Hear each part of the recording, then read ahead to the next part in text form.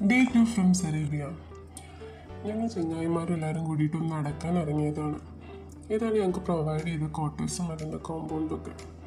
എന്നുവെച്ചതല്ല ഞങ്ങളുടെ ഒന്നുമില്ല കേട്ടോ. ഞങ്ങളിത് നടന്നുകൊണ്ടിരിക്കുകയാണ്.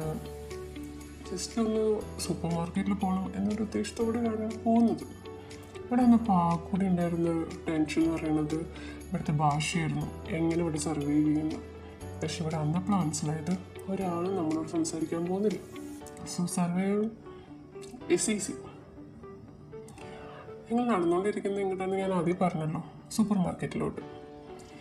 ഞങ്ങൾക്ക് സാധനങ്ങളൊന്നും വാങ്ങാനില്ല, കേരളത്തിലുള്ള പോലെ തന്നെ ചുമ്മാ പോകുന്നു, ചുമ്മാ വരുന്നു. ദെൻ തിരിച്ച് നടന്നു. അവിടെ നിന്ന് സാധനങ്ങളൊന്നും വാങ്ങിയില്ലല്ലോ. നേരെ നടന്നു. അങ്ങനെ നടന്നുകൊണ്ടിരിക്കുന്ന സമയത്താണ് ഞങ്ങൾ ഒരു കാര്യം കണ്ടത്. ഐസ്ക്രീം.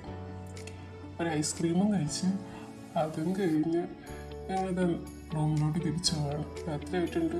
ഇനിയിപ്പോൾ റൂമിൽ ചെന്നിട്ട് വേണം എന്തെങ്കിലുമൊക്കെ ഉണ്ടാക്കി കഴിക്കാനൊക്കെ. ഓൾറെഡി കമ്പനിയിൽ നിന്ന് ചിലപ്പോൾ ഫുഡ് കൊണ്ടുവരും, അല്ലെങ്കിൽ ഞങ്ങളിന്ന് ഉണ്ടാക്കി കഴിക്കേണ്ടി വരും.